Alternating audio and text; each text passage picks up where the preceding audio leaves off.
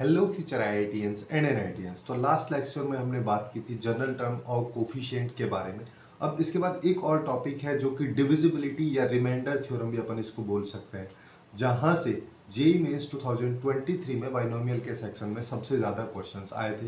वैसे अगर अपन बात कर रहे थे जैसे इसमें 20+ के आसपास में क्वेश्चंस आए थे, वैसे ही डिविजिबिलिटी में 7 to 8 क्वेश्चंस जेई मेंस 2023 में देखे गए थे, जिसकी वजह से ये सेक्शन भी काफ़ी ज़्यादा इंपॉर्टेंट हो जाता है। अब इसके कुछ टाइप के क्वेश्चंस जो हैं उन सबको अपन यहाँ पे डील करेंगे, जैसे कि सबसे स्टैंडर्ड केस और सबसे सिंपल केस वाले इस तरीके के क्वेश्चंस भी थे, कुछ ऐसे क्वेश्चंस भी थे और कहीं पे इसको थोड़ा कॉम्प्लेक्स बनाने की भी कोशिश की गई थी। जैसे एक एक क्वेश्चन को अगर मान लो अपन डील करते हैं, जैसे यहाँ पे क्वेश्चन दे रखा है।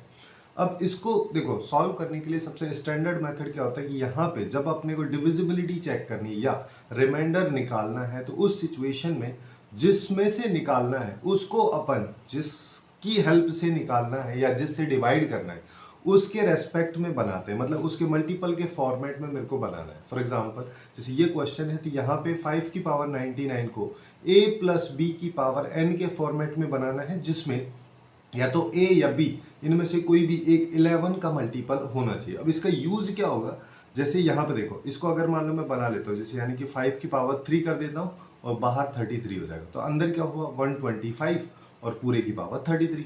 अब 125 को अपन देखो 11 का स्क्वायर करते हैं तो 121 आता है, इसको मैं लिख सकता हूँ 121 प्लस 4 पूरे की पावर 33। अब देखो ये 11 का मल्टीपल भी बन गया और a प्लस बी की पावर n वाला फॉर्मेट बन गया। अब डायरेक्ट अपन यहाँ पे रिमाइंडर जो है वो इसका निकाल सकते हैं। बस उसके लिए एक ट्रिक भी है, ट्रिक को समझने से पहले इसका स्टैंडर्ड प्रोसेस समझ लो। जैसे कि 121 प्लस 4 की पावर 33। अब इसको अगर a प्लस बी की पावर n या x प्लस वाई की पावर n वाले फॉर्मेट से खोलोगे तो कैसा आता है 33 c नॉट और यहाँ पे 121 की पावर जो है 33 हो जाएगी 4 की पावर 0। फिर आगे चलोगे 33 c1 121 की पावर एक कम हो जाएगी यानी कि 32 हो जाएगी, 4 की पावर 1 आ जाएगी। इस तरीके से सीन चलता जाता है और लास्ट में क्या आता है 33 121 की पावर 0 हो जाएगी और 4 की पावर 33 हो जाएगी। अब यहाँ पे एक चीज़ देखो, यहाँ पे 121 है, यहाँ पे 121 है और इससे जस्ट पहले वाली टर्म में भी 121 होगा। यहाँ पे हालांकि अपन लिख दिए हैं लेकिन ये 121 की पावर 0 है, जिसका मतलब 1 लिखा हुआ है। बाकी सब जगह 121 लिखा हुआ है। अब यहाँ पे देखो मैं क्या चेक करना चाह रहा हूँ, मैं चेक करना चाह रहा हूँ कि अगर मैं इसको 11 को से पूरे को चाहे तो इसको डिवाइड कर दो 11 से, या फिर इसी चीज को तो अपन ऐसे लिख सकते हैं। तो मतलब इसको अगर मैं पूरे को 11 से डिवाइड कर देता हूँ तो मेरे पास रिमाइंडर में बच क्या है। अब यहाँ पे देखो, अब इसको अपन अलग अलग भी कर सकते हैं, है ना, जिसका मतलब अगर मैं फर्स्ट पार्ट को डिवाइड करता हूँ यानी कि इतने से पार्ट को 11 से डिवाइड करोगे तो कंप्लीटली डिविजिबल होगा। क्यों? क्योंकि यहाँ पे 121 यानी कि 11 का मल्टीपल ऑलरेडी दिया हुआ है। वही सीन यहाँ पे भी है। इस तरीके से यहाँ तक ये सब सीन चलता जाएगा।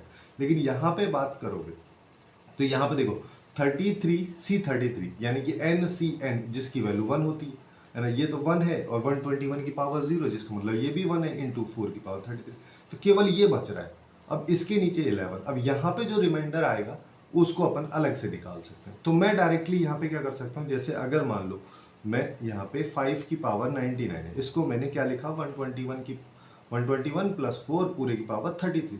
तो मैं यहाँ पे इसको सीधा कैंसिल कर सकता हूँ कि मैं केवल अब इसको ये क्योंकि 11 का मल्टीपल है इसको सीधा कैंसिल कर दो। जो बाकी बच रहा है उसको साइन के साथ में, अगर प्लस है तो प्लस और माइनस है तो माइनस, उस साइन के साथ में अपन ले लेंगे। अब इसका डिविजिबिलिटी चेक करना है ना 11 पे। अब चाहो तो ऐसा कर सकते हैं 4 की पावर 33 की वैल्यू निकाल लो तब चेक हो जाए, लेकिन उसको निकालने कौन जाएगा, वो तो बहुत कॉम्प्लिकेटेड काम है। तो यहाँ पे इसको अपन फिर से कैसे कर सकते हैं, देखो इसको फिर से अब ऐसा समझ लो कि अपने पास एक नया क्वेश्चन है। नया क्वेश्चन क्या है कि 4 की पावर 33 की डिविजिबिलिटी 11 से चेक करनी है या रिमाइंडर अपने को बताना है। इसको बताने के लिए 4 को कन्वर्ट करो, तो 4 की पावर 3 कर देते हैं, बाहर पावर 11 हो गया और है ना, और इसको अपन क्या लिख देंगे 4 की पावर 3 हो जाएगा 64 पूरे की पावर 11। इसको फिर से 11 का मल्टीपल के रूप में क्या लिखेंगे 66 माइनस 2 और पूरे की पावर 11। इस फॉर्मेट में लिख सकता हूँ मैं।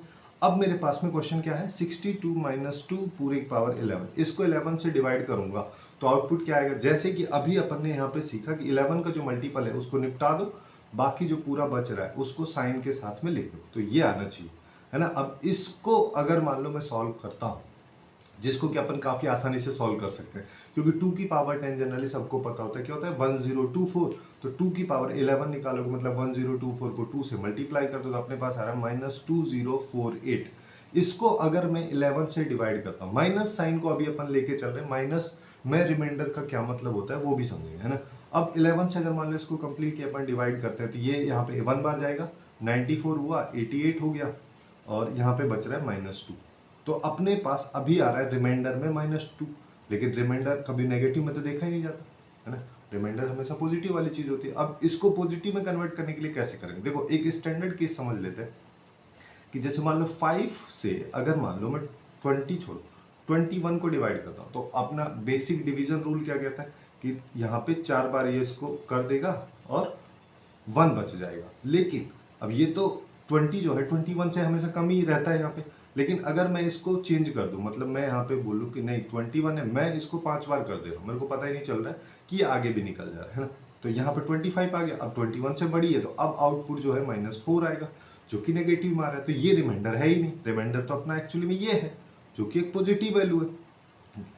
तो अब अगर जब नेगेटिव आती है तो जिससे डिवाइड कर रहे हैं और जो अपने पास नेगेटिव में रिमाइंडर आ रहा है उन दोनों को अगर मैं ऐड कर देता हूं तो मेरे पास जो एक्चुअल रिमाइंडर है वो बच के आता है।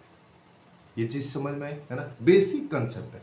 अब इसी का यूज अपने को यहाँ पे करना है, सिंस अपने पास -2 रिमाइंडर आ रहा है तो जिससे हम डिवाइड कर रहे हैं यानी कि 11 से, तो 11 में -2 को ऐड कर दो तो अपने पास बचा 9 जो कि इस क्वेश्चन का एक्चुअल में रिमाइंडर होगा और इस क्वेश्चन का करेक्ट आंसर होगा। ठीक है, काफी इजी क्वेश्चन है।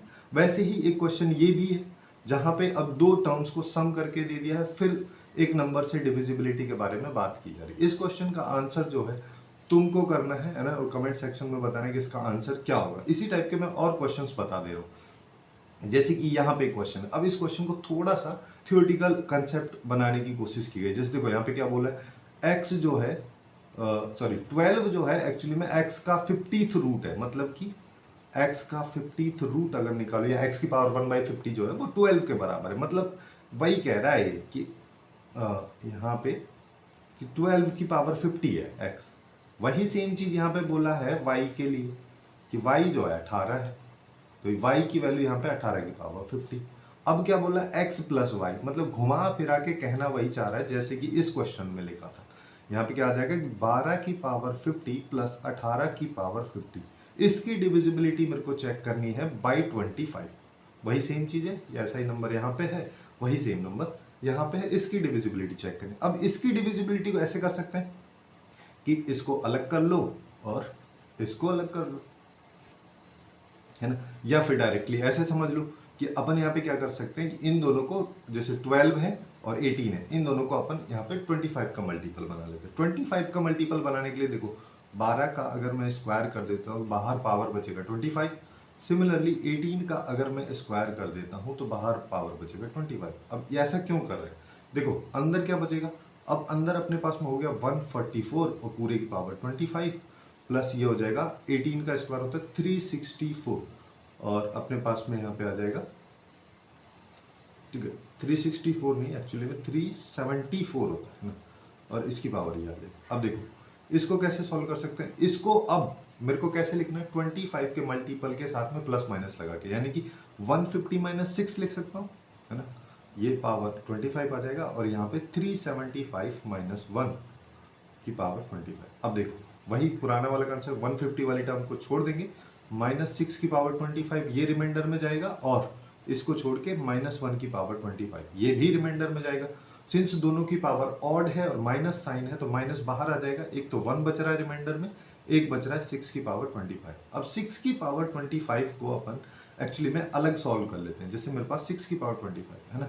अब 6 की पावर 25 को देखो कुछ तो ऐसे कर सकते हैं 6 की पावर 5 और फिर यहाँ पे 5, है ना, तो उससे बहुत लेंथी और कॉम्प्लिकेटेड जाएगा, उतना सिचुएशन क्रिएट नहीं करना अपने को। अपन यहाँ पे क्या करते हैं, इसको 5 + 1 की पावर 25। अब लेकिन तुम यहाँ पे बोल सकते हो 5 तो 25 का मल्टीपल नहीं है क्योंकि 25 से इसको डिवाइड एक्चुअली नहीं कर सकते, बट यहाँ पे जो पावर है ये काफ़ी अच्छा रोल प्ले करेगी। जैसे अगर मान लो इसको मैं खोलता है स्टैंडर्ड तरीके से हम इसको अगर लिखते हैं तो ये क्या आएगा 25C0 और 5 की पावर 25 1 की पावर 0, फिर ऐसे ही 25C1 5 की पावर 24 इंटू 1 की पावर 1। इस तरीके से चलता। अब लास्ट की दो टर्म्स को लिख देता हूँ।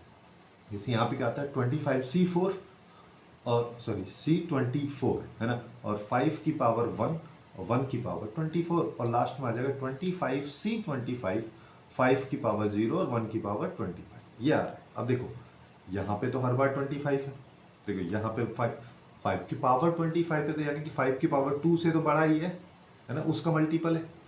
25 का मल्टीपल होना या 5 की पावर 2 का मल्टीपल होना बात एक ही है। ये भी मल्टीपल है, ये भी मल्टीपल है, यहाँ तक तो सब है। लेकिन यहाँ पे देखो इन दोनों में सीन क्रिएट होना चाहिए था, क्योंकि नॉर्मली अगर अपन सीधा 5 का मल्टीपल चेक करो तो इसको कैंसिल करके सीधा 1 को निकाल लेते हैं। लेकिन यहाँ पे देखो, यहाँ पे क्या आ रहा है 25C24, 25C24 आ रहा है। इसी को अपन ऐसे भी लिख सकते हैं 25C1, जिसकी वैल्यू n के इक्वल यानी कि 25 के इक्वल होती है। तो यहाँ पे आउटपुट 25 इंटू 5 इंटू 1 आ रहा है। अब यहाँ पे देखोगे इसको 25 से डिवाइड अगर करेंगे तो ऑलरेडी यहाँ पे 25 बन रहा है, जो कि एक्चुअली में इस n की वजह से बन रहा है। इसी वजह से ये कंप्लीटली डिविजिबल हो जाता है और अपने पास केवल और केवल ये वाली वैल्यू बचती है, जिसमें 25C25 जिसकी वैल्यू 1, 5 की पावर 0 जिसकी वैल्यू 1, 1 की पावर 25 जिसकी वैल्यू 1, फाइनली 1 बचता है। यहाँ पे इस 6 की पावर 25 में रिमाइंडर जो है वो अपने पास एक्चुअली में क्या बच रहा है 1। अब देखो, अब आ जाता है अपने स्टैंडर्ड केस पे, है ना। तो अपने पास जो ये क्वेश्चन था, इस केस में अपने पास माइनस तो बाहर लगा था, 1 पहले से ही रिमाइंडर था और 6 की पावर 25 का रिमाइंडर भी 1 आ रहा है। तो अपने पास एक्चुअली में -2 रिमाइंडर आ रहा है। अब माइनस में तो रिमाइंडर हो नहीं सकता, जो कि अभी अपन देखे थे। तो अपन यहाँ पे क्या करेंगे, जिससे डिवाइड कर रहे हैं यानी कि 25 से, और उसमें ऐड कर दो इस नेगेटिव रिमाइंडर को, तो अपने पास आएगा 23, जो कि इस क्वेश्चन का करेक्ट आंसर हो जाएगा। काफ़ी आसान क्वेश्चन है। डिविजिबिलिटी के ऐसे क्वेश्चन जनरली काफ़ी देखे गए हैं इस बार, है ना, और इस बार भी आने की पॉसिबिलिटीज़ काफ़ी ज़्यादा है, सिंस यहाँ पे समेशन वाला जो सेगमेंट है वो बाइनोमियल से हट गया। जैसे कि C0 हो गया, C1 प्लस C2, इस तरीके के जो सीरीज वगैरह थी उन सबको हटा दिया गया है। तो ये पोर्शन और भी ज़्यादा इंपॉर्टेंट हो जाता है। अब जैसे यहाँ पे एक और क्वेश्चन बनाने की कोशिश की गई है, वही स्टैंडर्ड तरीका, बस उसको थोड़ा सा घुमा दिया जा रहा है। यहाँ पे क्या बोले, अब ये जो वैल्यू है इसको अगर 3 से डिवाइड करता तो अल्फा रिमाइंडर बचता है, और इसी को अगर 7 से डिवाइड करूँ तो बीटा रिमाइंडर बचता है। तो अपने पास वैल्यू क्या है 22 की पावर 2022 प्लस 2022 की पावर 22। अब एक चीज देखो, सबसे पहले 3 से डिविजिबिलिटी चेक करें। अब सीधा भाग नहीं रहा, ठीक है, सीधा ऐसा नहीं कि क्वेश्चन करने भाग जाएंगे यहाँ पे। इसको एकदम स्टैंडर्ड तरीके से थोड़ा सा सोच के देखो। 21 जो है, सॉरी 22 जो है, इसको तो अपन 21 प्लस 1 लिख सकते हैं, ये 2022 है ना, जो कि 3 और 7 दोनों से डिविजिबल ये वाला नंबर है अपने पास, ये बन गया। अब 2022 की अगर मैं बात करूँ, सबसे पहले अपन केस ले रहे हैं जब 3 से डिविजिबिलिटी चेक कर, तो 2022 तो 3 से डिविजिबल ही होता है ना। तो इसकी तो चेक करने का कोई मतलब ही नहीं हो, क्योंकि यहाँ पे तो 0 आएगा। तो अपने को केवल इतना पोर्शन चेक करना है। क्या चेक करना है कि 21 प्लस 1 की पावर 2020, इसमें रिमाइंडर क्या बच रहा है, क्योंकि पिछले वाले में तो, इसके अगले वाला जो पोर्शन है इसमें तो 0 ही बच रहा है। तो यहाँ पे सीधा सीधा ये 3 का मल्टीपल एक खत्म हो जाएगा, 1 की पावर 2022 यानी कि 1, और ये रिमाइंडर जो है ये अल्फा की वैल्यू आ गया। काफ़ी आसान है। ऐसे ही 7 के लिए अपने को अप्रोच लगाना। 7 के लिए अप्रोच लगाने के लिए अपन यहाँ पे क्या कर सकते हैं, फिर 22 को अपन लिख सकते हैं 21 की पावर 21 प्लस 1 की पावर 2022 प्लस 2022 को 2023 माइनस 1 लिख दो, है ना, और यहाँ पे पावर हो जाएगी 22, क्योंकि 2023 जो है वो 7 से डिविजिबल होता है। अब बस, अब हो गया क्वेश्चन, देख 7 से ही डिविजिबल है तो यहाँ पे रिमाइंडर ये आ रहा है, ऐसे ये डिविजिबल है, यहाँ पे रिमाइंडर ये आ रहा है। तो 1 की पावर इवन नंबर है तो ये 1 हो गया, ये भी इवन नंबर है, ये भी 1 हो गया, तो अल्टीमेटली 2 आ गया, जो कि बीटा की वैल्यू है। अब अपन से पूछा दोनों के स्क्वायर्स का सम, जो कि 5 हो जाएगा। तो कुछ इस तरीके से ही बाइनोमियल थ्योरम के जो डिविजिबिलिटी और रिमाइंडर वाले क्वेश्चंस, जो कि जेई के लिए काफ़ी ज़्यादा इंपॉर्टेंट होते हैं, उन सबको सॉल्व अपन कर सकते हैं। सो आज के लिए बस इतना ही। Hopefully you guys find it useful, and if you find it useful then please do like, share and subscribe.